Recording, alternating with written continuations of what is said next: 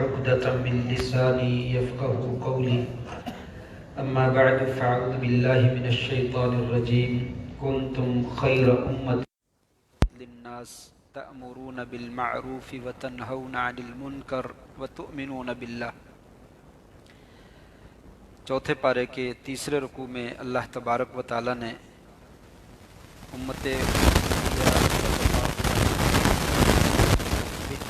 امت قرار تمام امتوں میں سے یہ امت ہے، یہ بھی معنی درست ہے اور یہ بھی معنی صحیح ہے کہ یہ صحابہ کرام کو خطاب ہے کہ تمام امتوں میں سے یہ امت اور اس امت میں سے بھی صحابہ کرام جو ہیں بہترین گروہ ہے اور سب سے بہترین جماعت ہے۔ اخرجت للناس کے لیے بہترین امت ہے، تأمرون بالمعروف وتنہون عن المنکر، تم نیکی کا حکم دیتے ہو اور برائی سے روکتے ہو۔ یہ وصف صحابہ کرام میں بدرجہ اتم پایا جاتا تھا، اسی وجہ سے بعض مفسرین نے اس کا مصداق جو ہے وہ صحابہ کرام کو قرار دیا۔ پوری امت محمدیہ یہ امر بالمعروف اور نہی عن المنکر کا فریضہ سر انجام تو دیتی ہے، لیکن اکثر زمانوں میں یہ فریضہ ہلکا پڑ گیا۔ صحابہ کرام کے زمانے میں یہ فریضہ بہت اعلیٰ درجے کا ادا کیا جاتا تھا۔ وَتُؤْمِنُونَ بِاللَّهِ، اور تم اللہ پر ایمان بھی لاتے ہو۔ جن لوگوں کے اندر یہ تینوں وصف پائے جائیں، اللہ پر حکم دیں اور برائی سے روکیں، بڑے ہی اعلیٰ درجے کے ہیں۔ آج یہ فریضہ ہمارے درمیان موجود نہیں ہے۔ ایمان تو موجود ہے لیکن امر بالمعروف نیکی کا حکم دینا، انسان شرم محسوس کرتا ہے اور سمجھتا ہے کہ لوگ مجھے بے عزت نہ کر دیں، میری جو ہے وہ عزت اچھال نہ دیں۔ برائی سے روکنا بہت مشکل ہو چکا ہے۔ کہا وَلَوْ آمَنَ أَهْلُ الْكِتَابِ لَكَانَ خَيْرًا لَّهُمْ، اگر اہل کتاب ایمان لے آتے تو ان کے لیے بہت بہتر ہوتا۔ مِنْهُمُ الْمُؤْمِنُونَ، ان میں سے کچھ لوگ ایمان والے بھی ہیں۔ اہل کتاب سارے کے سارے برے نہیں ہیں، یعنی یہود و نصارہ، ان میں سے کچھ ایمان لانے والے ہیں۔ وَأَكْثَرُهُمُ الْفَاسِقُونَ، لیکن اکثر جو ہے وہ فاسق ہیں، نافرمان ہیں اور اللہ تعالیٰ کی بات کو نہیں مانتے ہیں۔ لَن يَضُرُّوكُمْ إِلَّا أَذًى، وہ ہرگز نہیں تمہیں نقصان پہنچاتے مگر تھوڑی سی تکلیف۔ یہود و نصارہ اگر مسلمان صحیح ہوں تو اہل اسلام کو وہ نقصان نہیں پہنچا سکتے۔ اللہ تعالیٰ نے قرآن مجید میں ذکر کیا الا اذى، مگر معمولی سی تکلیف، تھوڑی سی تکلیف، یعنی وہ گالی گلوچ کر سکتے ہیں، الزام تراشی کر سکتے ہیں، کچھ تھوڑی بہت سازشیں کر سکتے ہیں۔ وَإِن يُقَاتِلُوكُمْ، اگر وہ تم سے جنگ کریں، يُوَلُّوكُمُ الْأَدْبَارَ، پیٹھ دکھا کر بھاگ جائیں گے، تمہارے سامنے کھڑے نہیں ہو سکیں گے اگر تم ایماندار بن کر ان کے سامنے کھڑے ہو جاؤ۔ ثُمَّ لَا يُنصَرُونَ، پھر ان کی یہودیوں کی اور عیسائیوں کی مدد نہیں کی جائے گی، وہ بھاگ جائیں گے۔ ضُرِبَتْ عَلَيْهِمُ الذِّلَّةُ، ان کے اوپر ذلت ڈال دی گئی ہے، اینما ثقفوا، وہ جہاں کہیں بھی پائے جائیں، الا بحبل من اللہ، مگر اللہ کی رسی یعنی اللہ کی پناہ کے ساتھ، وحبل من الناس، اور لوگوں کی پناہ کے ساتھ، یعنی یا تو وہ مسلمان ہو جائیں یہ اللہ کی پناہ میں آ جائیں گے، یا پھر وہ مسلمانوں کے ساتھ معاہدہ کر لیں اور جزیہ دے دیں تب بھی وہ پناہ میں آ جائیں گے۔ وحبل من الناس، یہ لوگوں کی پناہ میں یعنی دوسری حکومتوں کے ساتھ مل جائیں تو پھر ان کا بچاؤ ہو جائے گا، وگرنہ نہیں تو وہ ہر جگہ پہ ذلیل ہو جائیں گے اور مارے جائیں گے۔ وباؤ بغضب من اللہ، اور وہ لوٹے اللہ کے غضب کے ساتھ، انہوں نے غلط کام کیے، اللہ کا ان پر غضب ہوا۔ وضربت علیہم المسکنہ، ان کے اوپر مسکینی اور محتاجگی ڈال دی گئی۔ کیوں؟ ذالک بانہم کانوا یکفرون بآیات اللہ، اس وجہ سے کہ وہ اللہ کی آیات کے ساتھ کفر کرتے تھے، ویقتلون الانبیاء، اور نبیوں کو قتل کرتے تھے، بغیر حق، بغیر حق کے۔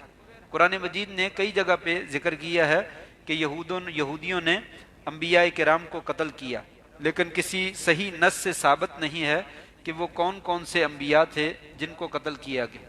بعض مفسرین نے نقل کیا ہے یحییٰ علیہ السلام، زکریا علیہ السلام اور یحییٰ علیہ السلام، ان کو جو ہے وہ قتل کیا گیا۔ اللہ عالم، یہ مفسرین کی بات ہے، کسی صحیح نص سے موجود نہیں، لیکن قرآن یہ ضرور کہتا ہے کہ یہودیوں نے بہت سارے انبیاء کا جو ہے وہ قتل کیا ہے۔ ذالک بما عصوا وکانوا یعتدون، یہ اس وجہ سے کہ وہ نافرمانی کرتے تھے اور وہ حد سے تجاوز کرنے والے تھے، اس وجہ سے انہوں نے یہ کام کیے۔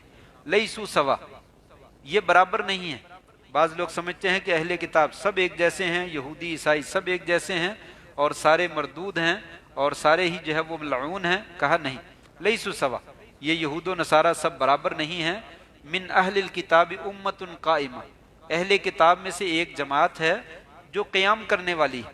قائمۃ یتلون آیات اللہ، وہ قیام کرتی ہے اور اللہ کی آیات کی تلاوت کرتی ہے آنا اللیل، رات کے اوقات میں. ایک معنی تو یہی ہے کہ وہ قیام کرنے والے ہیں. دوسرا معنی قائمہ کا، وہ شریعت محمدی پر قائم، آپ صلی اللہ علیہ وسلم پر ایمان لاتے ہیں. جیسا کہ عبداللہ بن سلام رضی اللہ تعالیٰ عنہ، ان کے بارے میں آتا ہے وہ مسلمان ہوئے. سالبہ بن اسید، سالبہ بن سعید اور اسید بن سعید رضی اللہ تعالیٰ عنہ، یہ بھی یہودی تھے اور یہ بھی ایمان لے آئے.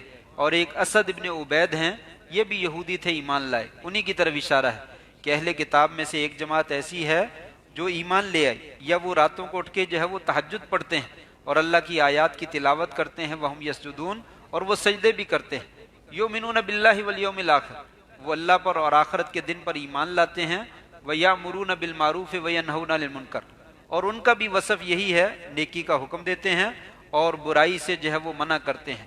ویسارعون فی الخیرات، اور ان لوگوں کا ایک اور وصف بھی ہے، نیکی اور خیر کے کاموں میں بڑھ بڑھ کر حصہ لیتے ہیں، دوڑ دوڑ کر حصہ لیتے ہیں. تو یہ ان کی بہت بڑی خوبی ہے. وَأُولَٰئِكَ مِنَ الصَّالِحِينَ، یہی لوگ نیک بھی ہیں، یہی لوگ نیک و کاروں میں سے ہیں.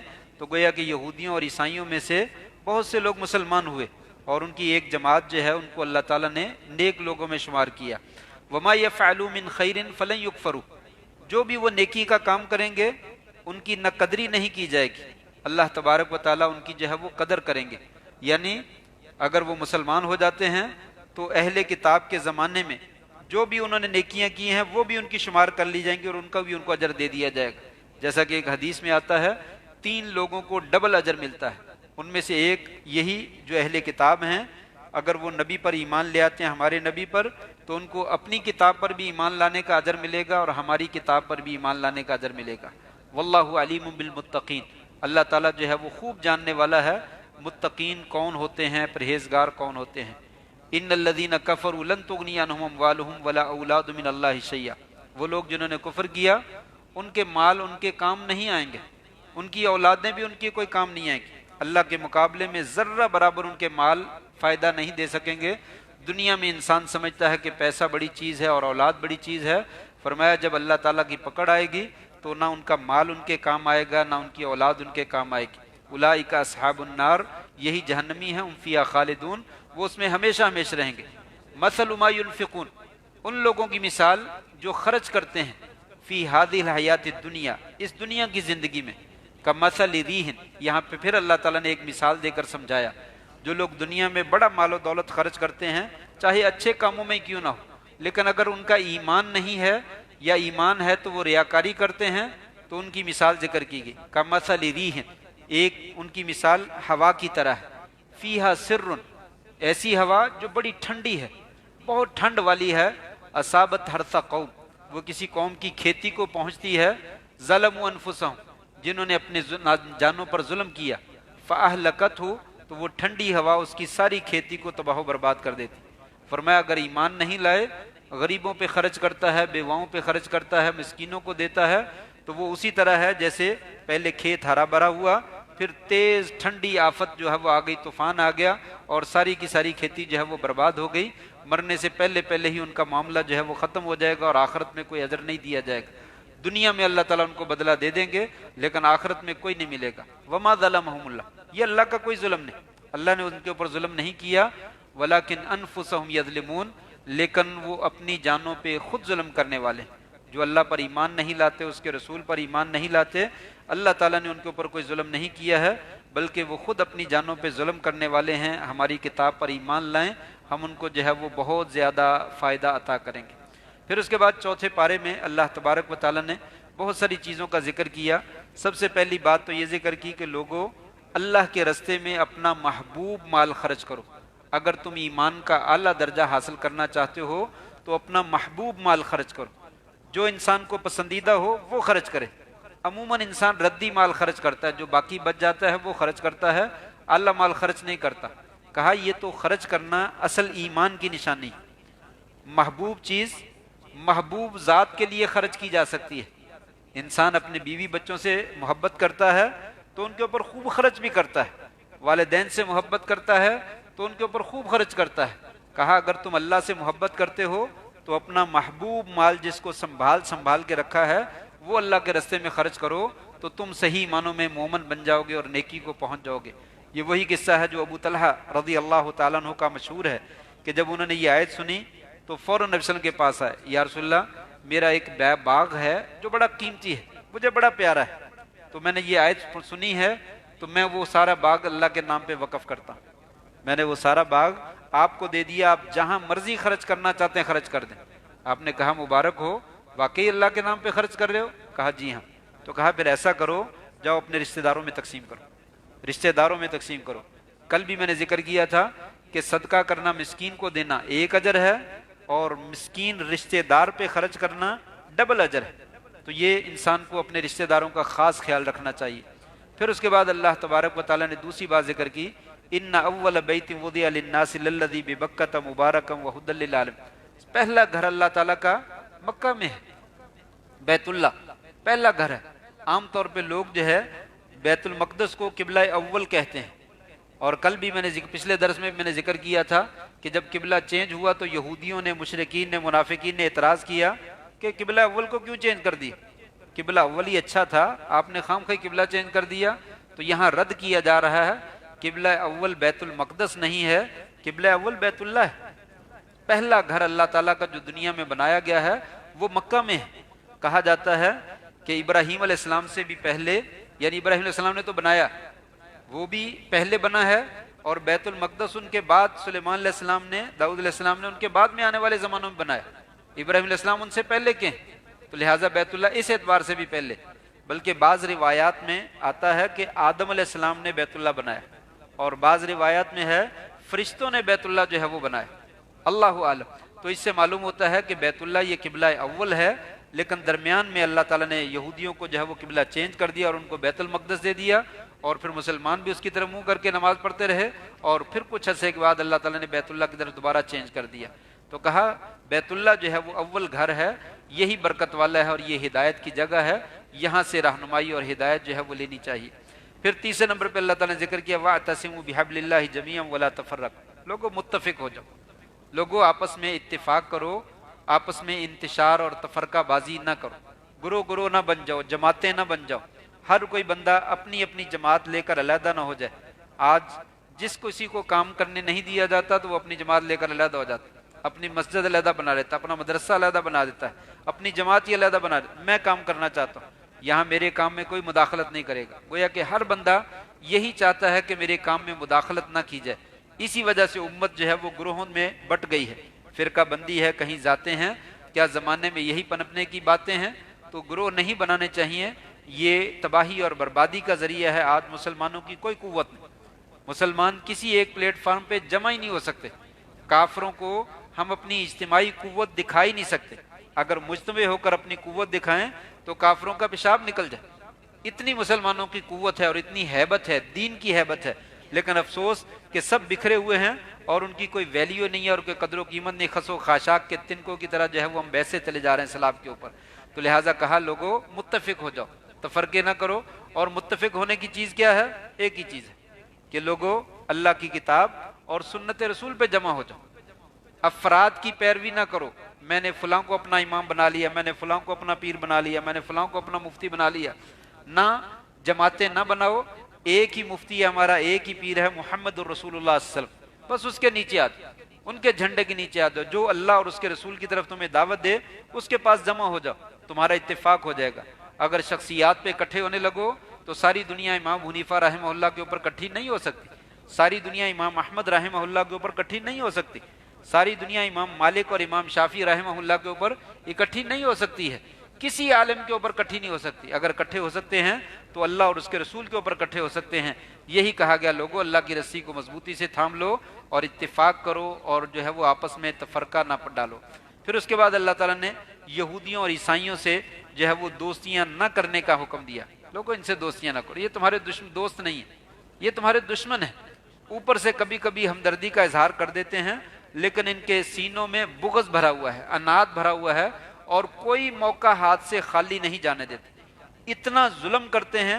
ابھی آپ نے دیکھا شام میں مسلمانوں کا کیا حشر کیا گیا، عراق میں کیا حشر کیا گیا، بوسنیا میں، اریٹریا میں کیا کیا گیا، فلسطین میں کیا کیا گیا، کشمیر میں کیا کیا گیا، کوئی چیز مخفی نہیں ہے۔ لیکن اس کے باوجود ہمارے بڑے، ہمارے خیر خواہ، ان کی پینگیں جو ہے انہی کے ساتھ جا کر چڑھتی ہیں، ان کی دوستیاں اور ان کی تاریں وہیں پہ جا کر ملتی ہیں، اور وہ انہی کو اپنا رب سمجھتے ہیں اور انہی کو اپنا معبود سمجھتے ہیں کہ اگر یہ ناراض ہو گئے تو سارا معاملہ جو ہے وہ خراب ہو جائے گا۔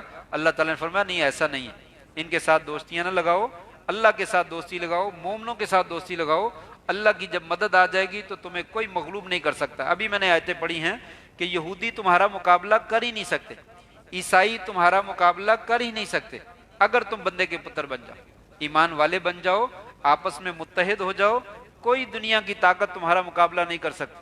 لیکن افسوس کہ ایمان موجود نہیں ہے، جس کی وجہ سے دشمن کا ہمارے اوپر جو ہے وہ غلبہ موجود ہے۔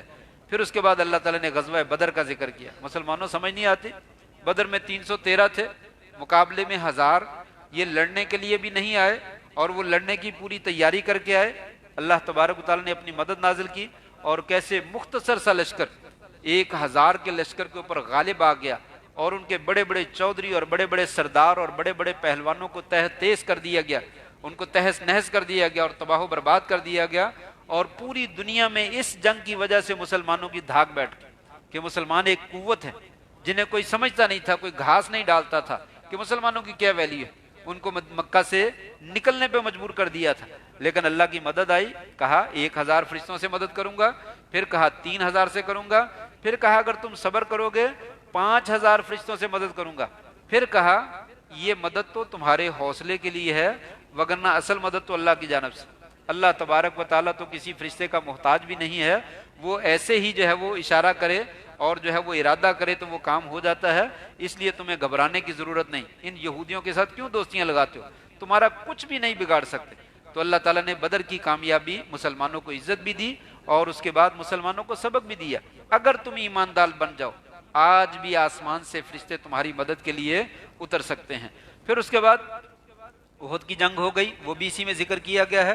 احد کی جنگ ہوئی تو شروع میں غلبہ ہوا مسلمانوں کا، لیکن بالآخر درہ چھوڑنے کی وجہ سے 50 تیر انداز جو درے پہ کھڑے تھے انہوں نے درہ چھوڑ دیا، وہ نقشہ ہی جنگ کا بدل گیا۔ خالد بن ولید رضی اللہ تعالیٰ جو اس وقت مسلمان نہیں تھے، وہ پہلے تو بھاگ نکلے تھے، پھر دوبارہ پیچھے سے آ کر درے کے اوپر حملہ کیا، وہاں پہ درہ لوگ چھوڑ چکے تھے، 10 بندے تھے، ان کا مقابلہ کیا، ان کو شہید کیا، پھر پیچھے سے آ کے مسلمانوں پہ حملہ کر دیا۔ ادھر سے کافر جو بھاگے جا رہے تھے وہ بھی پیچھے مڑے، انہوں نے آگے سے حملہ کر دیا، مسلمان درمیان میں پس کے رہ گئے، آپس کی تلواریں اپنے اوپر ہی چل نکلیں۔ حضرت حذیفہ کے والد کو قتل کر دیا گیا اور وہ آوازیں دیتے رہ گئے میرا باپ میرا باپ، لیکن اپنے ہی مسلمان کی تلوار چلی اور وہ اپنے ہی تلوار سے شہید جو ہے وہ ہو گئے۔ نبی کریم صلی اللہ علیہ وسلم کے دندان مبارک شہید ہو گئے، آپ کے سر مبارک میں چوٹیں لگی، اور دشمن نے یہ افواہ بھی اڑا دی کہ نعوذ باللہ من ذالک نبی کریم صلی اللہ علیہ وسلم کو شہید کر دیا گیا۔ صحابہ کرام کے حوصلے پست ہو گئے، صحابہ کرام کے حوصلے پست ہو گئے کہ نبی کریم صلی اللہ علیہ وسلم جو ہے وہ شہید ہو گئے۔ کچھ لوگ جنگ چھوڑ کر واپس چلے گئے کہ جب آپ فوت ہو گئے ہم نے اب لڑکے کیا کرنا ہے، لیکن کچھ لوگوں نے، یعنی اس کا مطلب یہ ہے صحابہ کرام کا بھی یقین تھا کہ آپ نے فوت ہونا ہے، آپ نے فوت ہونا ہے۔ آج لوگ انکار کرتے ہیں کہ آپ فوت نہیں ہو سکتے، یہ غلط بات ہے۔ دنیا میں جو آیا ہے وہ فوت ہونے کے لیے آیا ہے، چاہے وہ میدان جہاد میں شہید ہو جائے وہ بھی فوت ہے، چاہے وہ عام حالت میں فوت ہو جائے وہ بھی فوت ہے، اس نے ایک دن فوت ہونا ہی ہونا ہے۔ تو صحابہ کرام کا نظریہ یہی تھا، اللہ نے نہیں بتلایا کہ صحابہ میرے نبی نے فوت نہیں ہونا، کسی کا بھی نظریہ ایسا نہیں تھا۔ چنانچہ صحابہ کرام کچھ میدان چھوڑ کے نکل گئے، کچھ نے کہا اگر آپ شہید ہو گئے ہیں تو ہمیں کیا کرنا ہے، ہم نے زندگی کیا کرنا ہے، ہم بھی لڑائی لڑتے ہیں، آؤ لڑیں۔ اور وہ لڑتے لڑتے اللہ کے راستے میں جو ہے وہ شہید ہو گئے۔ تو اللہ نے ذکر کیا کہ لوگوں یہ دیکھو کہ جنگ جو ہے اس میں تمہیں شکست کا سامنا کرنا پڑا، کیوں؟ ایک نافرمانی کی وجہ سے، تم نے نبی کی نافرمانی کی ہے اور حالات جو ہے وہ یکدم کایا پلٹی اور مسلمانوں کو نقصان اٹھانا پڑا۔ کہا جا سکتا ہے اللہ کی مدد کیوں نہیں آئی، مسلمان تو سچے تھے، ٹھیک ہے غلطی ہو گئی کوئی مسئلہ نہیں، لیکن اللہ تبارک و تعالیٰ کئی حکمتیں اس میں موجود تھیں۔ ایک تو آنے والے لوگوں کو سبق دینا تھا نافرمانی نہ کرنا، وگرنہ خوب نقصان اٹھانا پڑے گا۔ याद रखना, नाफरमानी ना करना, एक भी ना करना। सारी जिंदगी नाफरमानी में गुजार देना तो बड़ी दूर की बात है, एक भी ना करना, वगरना नुकसान बहुत उठाना पड़ेगा। नंबर 2, बदर में मुसलमानों को गलबा हुआ था और उहद में काफरों को थोड़ा सा गलबा दे दिया। अल्लाह ताला फरमाते जंग ऐसे ही होती रहती है, ऊंच नीच आती रहती है, ताकि एक दूसरे के हाल खैरियत जो है वो पता चलती रहे और अपने आप के ऊपर इंसान को पता चलता रहे हमारा ताल्लुक जो है वो कितना मजबूत है। तीसरा, अल्लाह तबारक व ताला शहादत का रुतबा भी देना चाहते थे कि कुछ लोग जो हैं उनको शहादत का रुतबा मिल जाए और आला एजाज मिल जाए, तो अल्लाह ताला उनको अजर भी देना था। और मुसलमानों को सबक भी दिया कि दीन की हिफाजत करनी है तो आइंदा मजबूत तरीके से, अच्छे तरीके से तैयारी करके दुश्मन का जो है वो मुकाबला कीजिए, ताकि दीन की जो है वो हिफाजत की जा सके। बहरहाल उहद के अंदर जो है वो बेशुमार जो है वो हिकमतें थी, जिसकी वजह से ये दिन जो है वो मुसलमानों को देखना पड़ा। और मेन सबब वही था कि अल्लाह के रसूल की नाफरमानी की कोई गुंजाइश नहीं। सहाबा किराम ने कुरान का इनकार नहीं किया।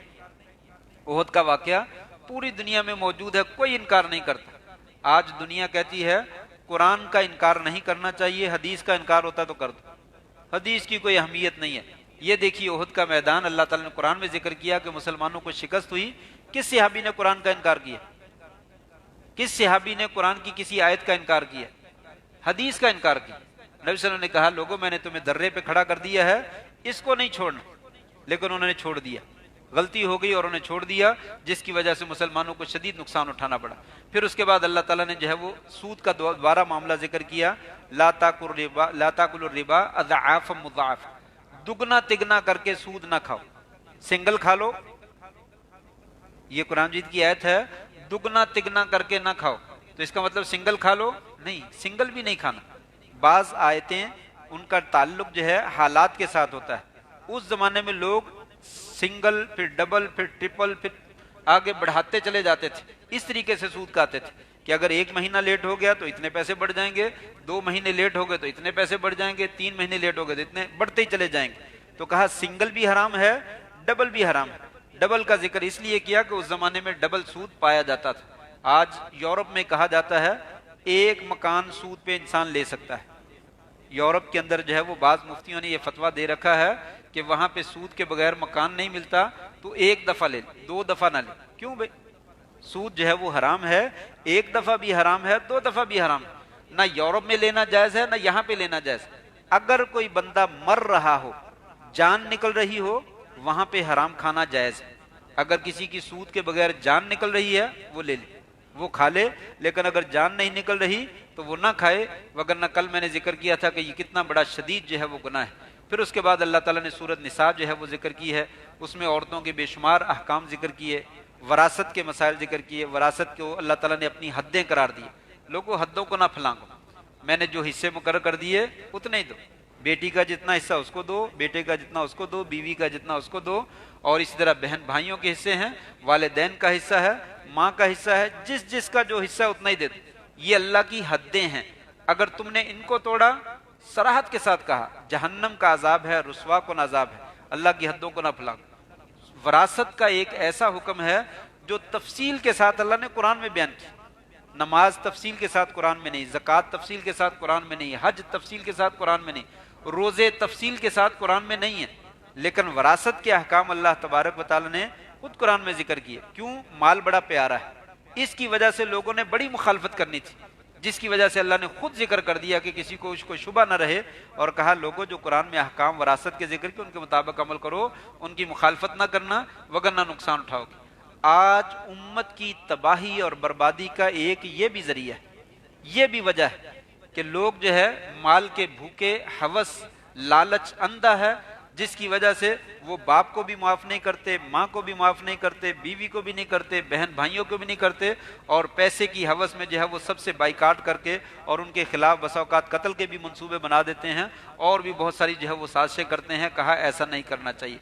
और उसके बाद चौथे पारे में आखिर में अल्लाह ताला ने मुहर्रमात का जिक्र किया, वो औरतें जिनसे शादी करना जो है वो जायज़ नहीं है। नंबर 1, 18 रिश्ते जिक्र किए औरतों के जिनसे औरतों से शादी नहीं की जा सकती।